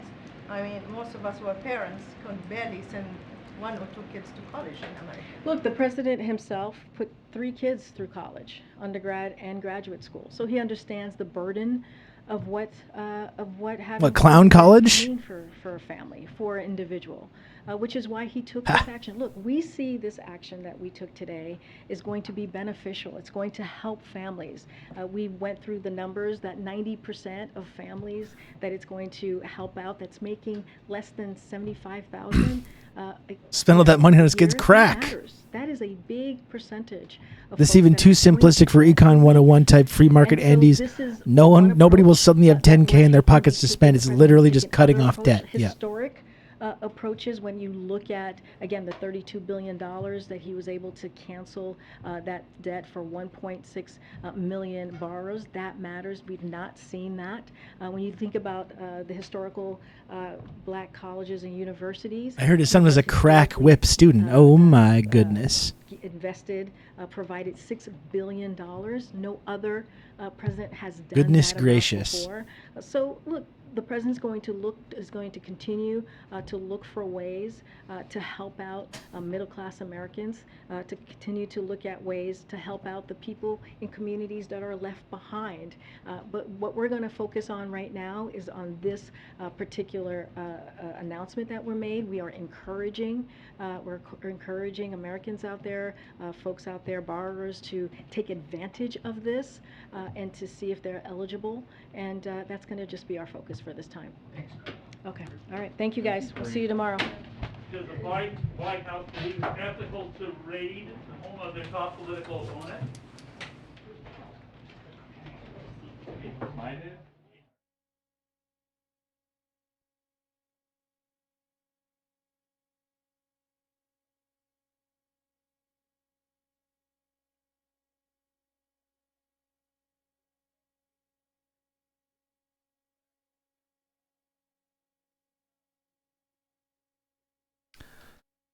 Okay. Alrighty. Alrighty.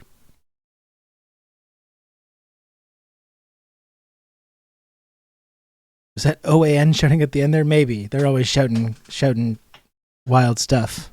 I don't know. This is the Trump raid. We still got to get some answers about that. He's being persecuted.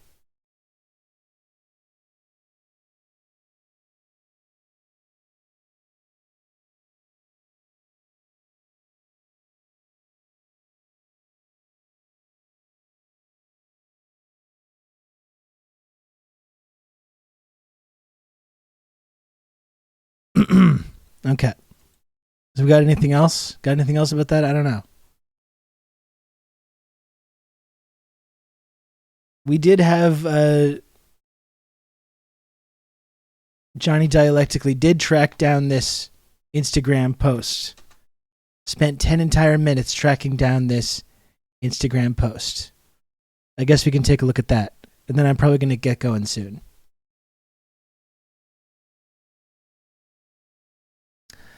So let's crunch some numbers. The average student loan debt for master's degree holders is $96,700. $58,300 from a public university. That's still so much. The average salary for a master's degree holder is $77,800, with some employers offering $42,000 as a starting salary. On a 10-year repayment plan, this is going to create a payment of about $1,081 a month. That's $12,972 a year, 16.6% of your salary. At 6.16 interest, the average interest rate for federal loans, you will have paid $129,763 total. That's $33,063 more than you borrowed. Let's look at the impact of these numbers on a granular level. At $77,000 a year before we consider taxes and other withholdings, this is $6,400 a month. The national average cost of rent for a studio apartment, $1,690. Between rent and your loan payment, you've already spent $2,711. At $77,000 a year, you're looking at about $4,668 after taxes per month. This doesn't include 401k contributions. That $1,081 loan payment becomes a much bigger burden when you zoom into what 77k salary looks and feels like in the day-to-day. Also, depending on what city you live in as well. At the highest repayment plan, you're paying $33k in interest and will struggle to save or invest, so the lower payment plan options are shiny alternatives loan companies wave around. Problem, this will lead to 2 to 4 times more interest paid. This is why people are adamant about student debt loan forgiveness. It's not that people are lazy or don't want to pay what they borrowed. It's because the predatory nature of loan providers, which impact people's lives for simply seeking higher education. Just totally a scam. Just totally a fucking scam, isn't it? This is basically my exact situation.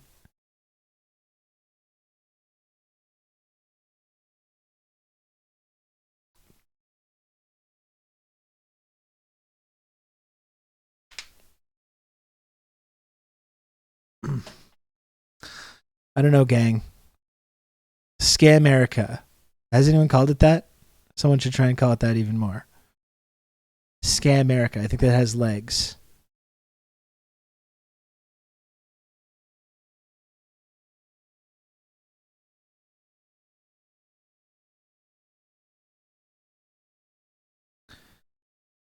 The United Snakes of Scamerica. There we go. Scamerica. There we go. Very good. I love how everyone just immediately goes to that. You all know me too well. You all know me too well. The United Snakes of Scamerica with the $sign as well is good. The $sign adds something as well. That's good stuff. Politics in Scamerica.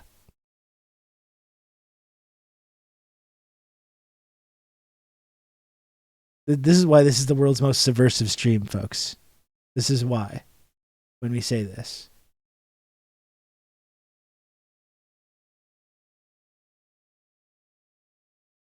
You can count on me. You're going to have good old Rob to talk you through all this. Oh, goodness. Don Dark Zoni.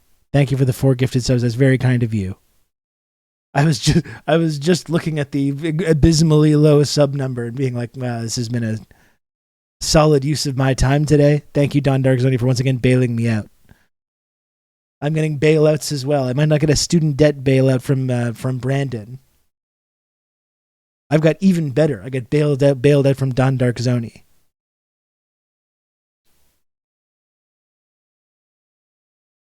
Thank you, Don Dark Zoni. I really appreciate it. Staying below the elite level? No, because first of all, Don Dark Zoni has gifted a number of subs, so is already an elite member. but had already gifted one earlier, which puts him at 5 for the day. So that's elite. He was already elite, and now even more so.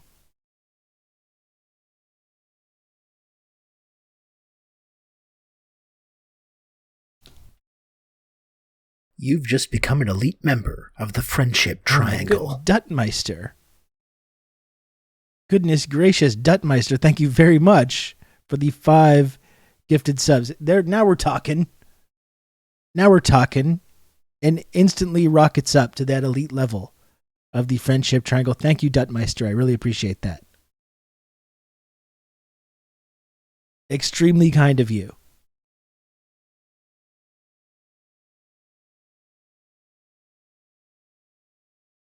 What do I got? I got another 20 minutes. First time gifter too. Wonderful. Did you ever tweet that I was live? Yes, I did actually. Yes, I did. I don't know if it did many. Don't know if it did much numbers. Not really. I used one of community member Don Darkzoni's classic "We Live" memes. John McCain's Ghost. Excuse me. One of John McCain's Ghost classic "We Live" gifs, which we often see. Exclusive to this channel, thanks to John McCain's Ghost. Me and Maduro kind of have the same color too, as well.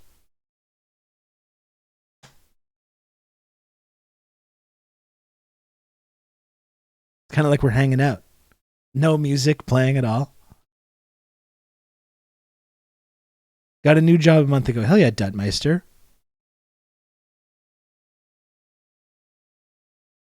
We love to see it and hear it. I'm probably going to go back to Twitter soon. Oh my goodness, Lana.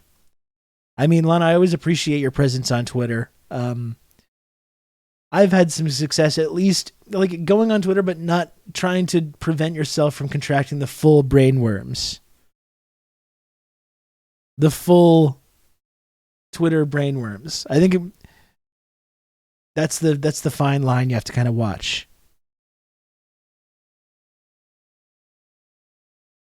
Not getting drawn into day-long discourse and quote tweet battles. I was talking about this before, right? You have to stay stronger than that. You can go on Twitter. Yeah. Look at the tweets of the day. Keep it at arm's length. Maybe fire off a few. And then just like chill.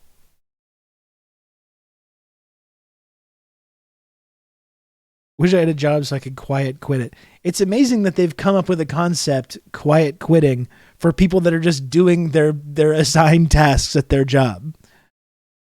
It's so normalized for people to go above and beyond and have to do so much more at their jobs. It's so fucking normalized that they've got to like come up with a scary name to describe people just doing their job, doing the basic job that they get paid for.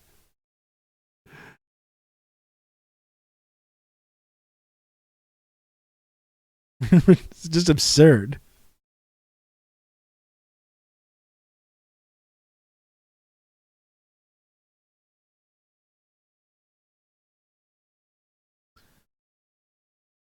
Yeah, no fighting with Samira. She was actually a MUFO of mine. I was a mutual follower of Samira Khan, and eventually I had to be like, I had to take the I don't do this often. Usually I'll just mute someone, but I was just like, I had to do the drastic option of the soft block because I was just like, I don't even want to be associated with this person.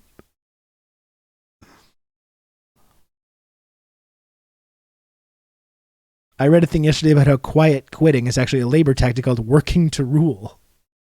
Yeah, again, it just seems to me like just like doing your basic job that you're being paid for.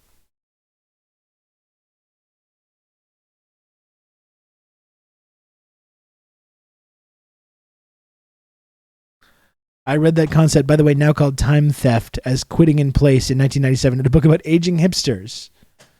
They're still banging the drum on this. They're still trying to figure this out. I rule to work. I don't work to rule. And we support our wonderful time theft community members as well, don't we? We love our time theft community members.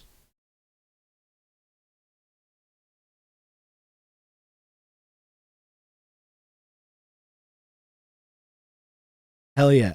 Sankara salutes for our wonderful time thieves. Also regular theft.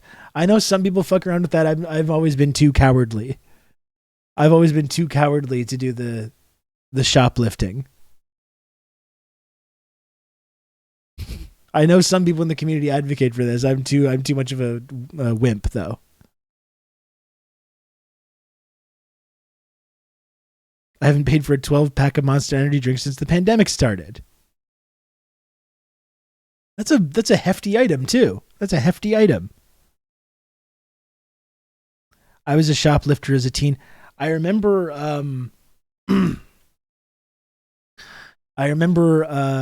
my girlfriend when I was like 16 years old, Tiffany, was into the shoplifting lifestyle. And I remember one time she came out of Walmart with just a big pockets full of all kinds of stuff. She was probably wearing those big rave pants because we loved that kind of stuff at the time. And then got followed by the Walmart security guard, got the hand on the shoulder, "Can you come with us?" And got pulled back in, which I think in retrospect we should have just taken off. I don't think they could have actually done anything in retrospect, but she got pulled back in. She had to go to the upstairs room and everything. Called the cops.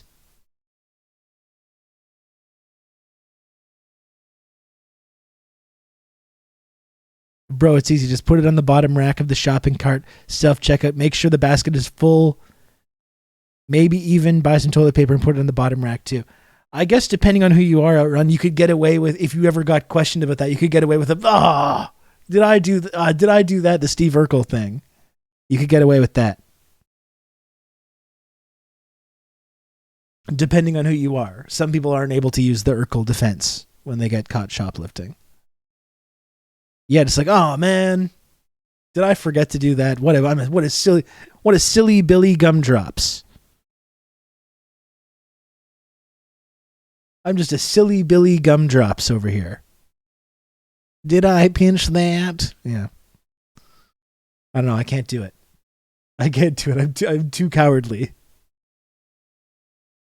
Yeah, did I do that? Only works if you're white. That is a key.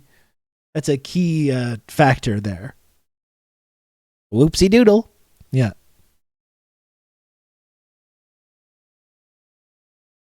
I thought your prices went down. I'll go back and pay for this now. Just let me load up my car first. Diabolical. Absolutely diabolical. My goodness.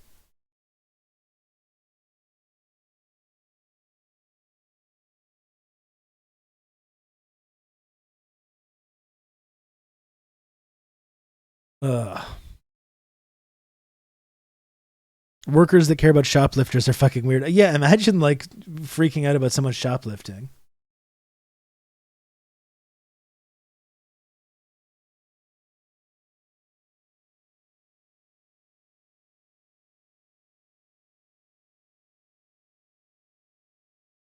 I'm fighting socialist Brandon's inflation, sir. This is some guy, Rob Russo, some leftist based in Canada. I was turned on to this sick individual, and I found this. Hey, Antifada raid. Thank you very much, Antifada. Welcome.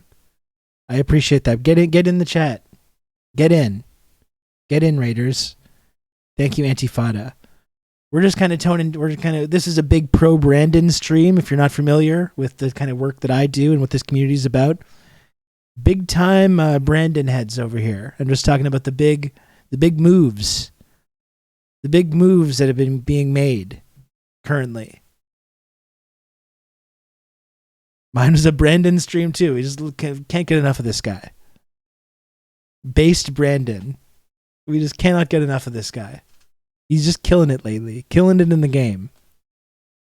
You can count on me. You're going to have good old Rob to talk you through all this. And Don Dark Sony, thank you. Thanks for another gifted sub, Don Dark Sony. Very, very kind of you.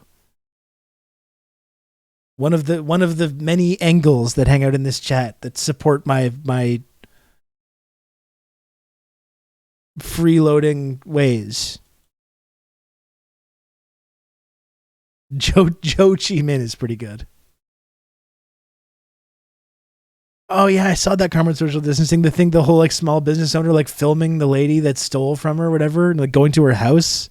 That was so bizarre and kind of depressing.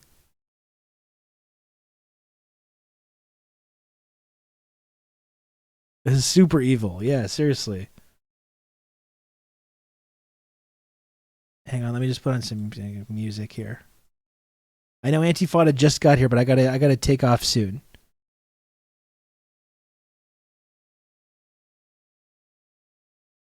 Which one did I want here?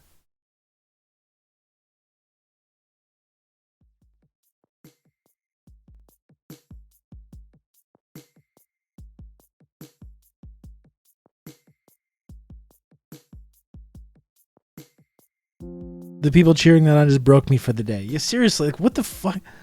Like what is being stolen that is worth just like walking, following someone around to their house? This whole thing of like everyone carrying around cameras in their pockets just turns everyone into wannabe cops. It's just embarrassing.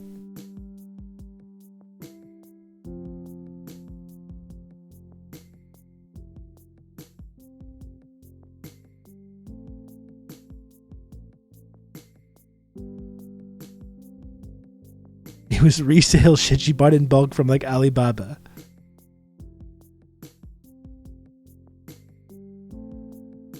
Horrible little girl, no different from a lesser noble humiliating a serf. That was kind of what it was, right? Yeah, just filming strangers in public for any reason. And just everyone like falling over themselves to talk about how cool it was.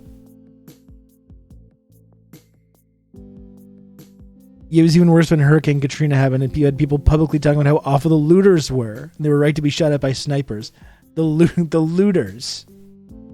People looting and stealing bottled water during a hurricane weather climate crisis. Literally deserve to be just murdered in the street.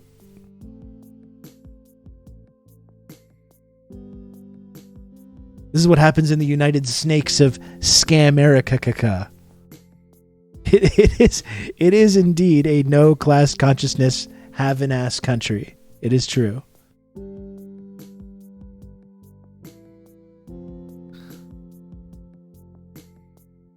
Yeah, who cares if they're stealing plasma TVs anyways? Yeah, go wild. Who cares? Society abandoned them. Go wild.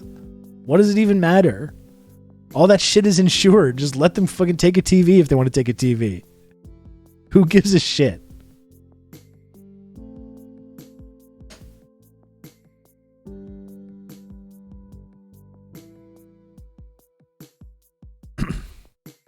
If you own a Ring camera, you're a fucking loser. Yeah, we were talking about that the other day. That's the line in the sand that I'm drawing. That's the line in the sand. I've given Bezos so much already of my personal every single I've monetized and commodified every single waking moment of my fucking life, so I can funnel subs up to Jeff Bezos. I'm not letting you monitor. I'm not willingly letting you monitor outside my house as well. That is a bridge I will not cross.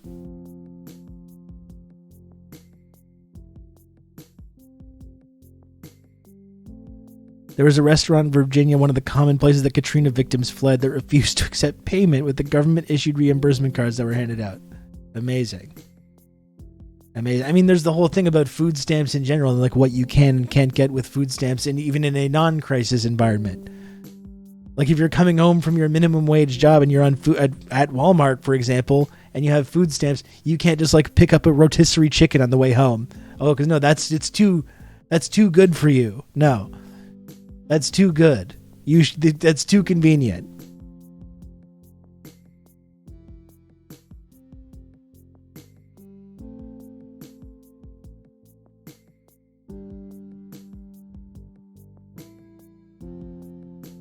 I listened to a VJ speech. I forgot what else he said specifically, but those actions are natural and cathartic in a society designed this way. Yeah, that makes sense.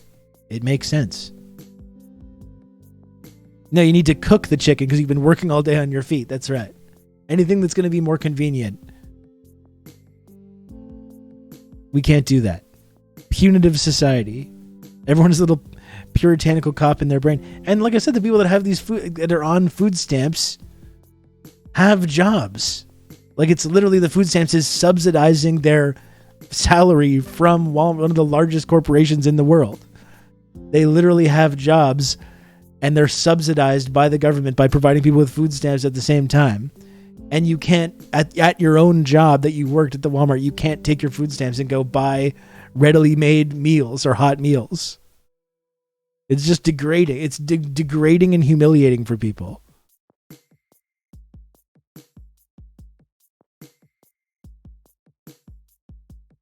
Yes, rotisserie chicken is something you actually can't get with food stamps. I believe that's the rule. I believe it's like no hot food. Like no ready-made hot food. No hot food on EBT. You should be able to use food stamps to buy McDonald's. What we should do is nationalize McDonald's. That's part of seizing the means of production.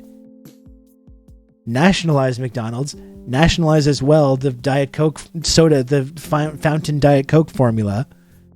And you give that out at heavily subsidized prices to people.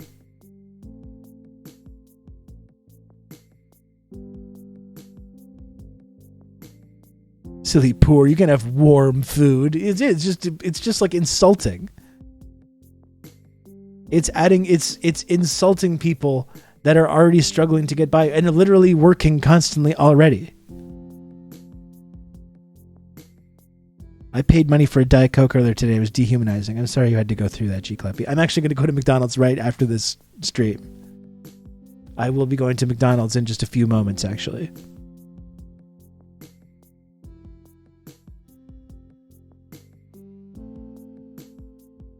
I think the best bet using your EBT is through Amazon. So another example of huge corporations swallowing up public funds. And eventually they'll just cut out the middleman and you'll just get paid in Amazon script, right? And you'll just go to the Amazon store that you work at and you get your little, you get a couple little items on the way back to your Prime pod.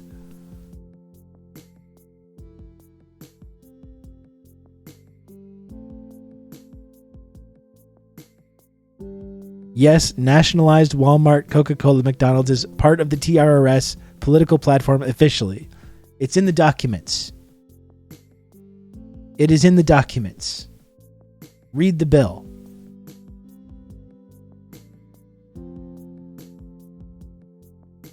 It's about normalizing the treatment of poor people so society continues to see them as less than. Yeah. And what, you want to complain? Well, then you're going to end up in one of those tent encampments, which are rapidly turning into just like shanty towns on the outside of these big cities. You have to verbally admit that Coke tastes good to be let into the compound. And I don't think that would be a problem for anybody, obviously.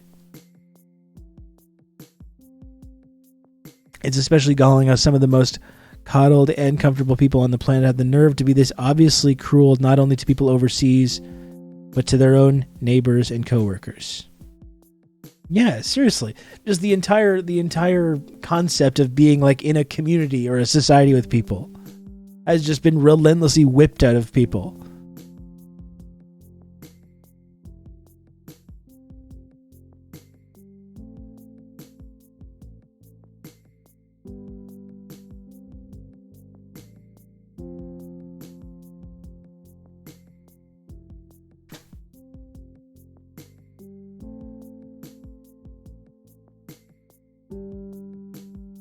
Thank you again for watching the stream, folks. It was another short one. I will eventually get back to doing longer streams again. VJ makes a good Godfather reference in the Jack Hoban interview. Okay, let's check this out.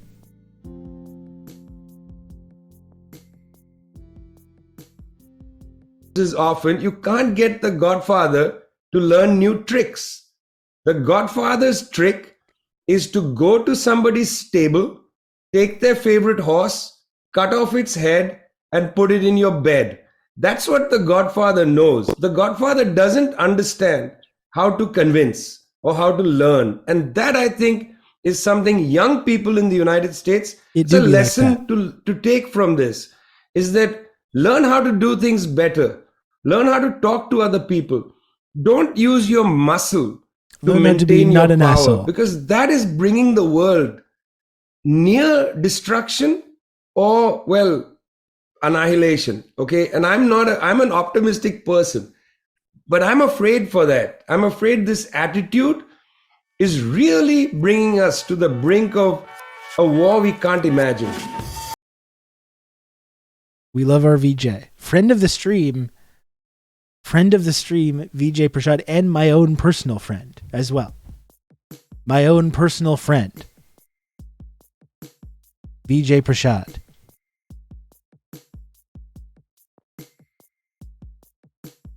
Thank you, Dave. I will enjoy the Mackers. Now, no pressure. I am going to raid out now in a moment. One generous chatter could get to 20 subs, though. I like that. If one generous chatter is out there, could get above that 20 sub level, which would just be tremendous. But of course, it's fine as well. If that's not an option, that's also okay.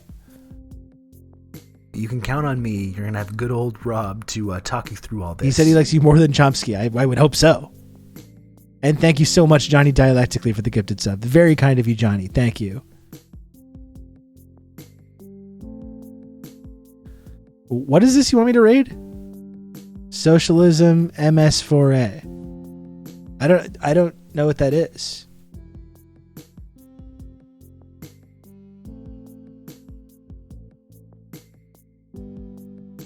I do not follow that channel.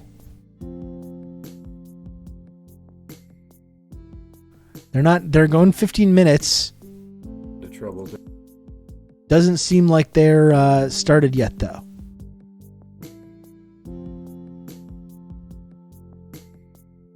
Doesn't seem like they're started yet.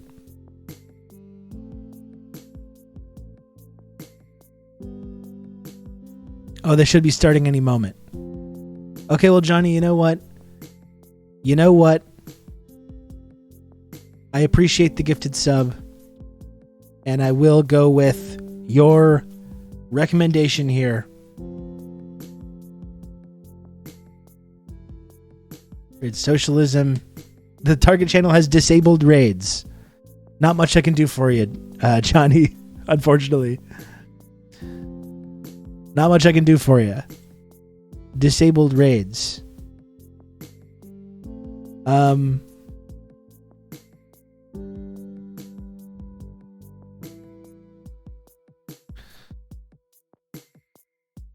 Midwestern Marks is on. Gotta remember to unfollow. Still problematic faves, frankly. I'm still a big Eddie from Midwestern Marks is still a problematic fave of mine, I gotta say.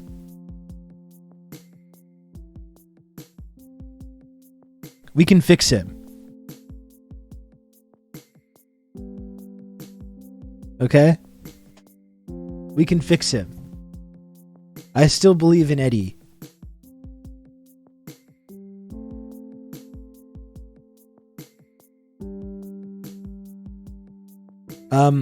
Thanks again, everyone. Thanks for watching. I appreciate it. I wasn't sure I was going to do this today. Very tired, very little sleep, but I'm happy we got to hang out a little bit. Thanks for joining us. I should be back tomorrow, I believe, barring some kind of unforeseen circumstances. I should be back tomorrow.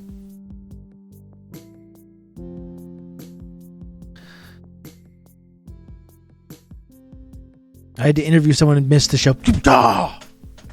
Flip the keyboard over because Dakadoon missed the show. That would be funny if I started really negging people like that. That could be a new sort of direction. I'm not nearly mean. I'm just too nice to chat. I'm not nearly mean enough to the chat. I gotta start turning over a new leaf here. This is gonna be just a big piece of shit to everybody. That's my new thing.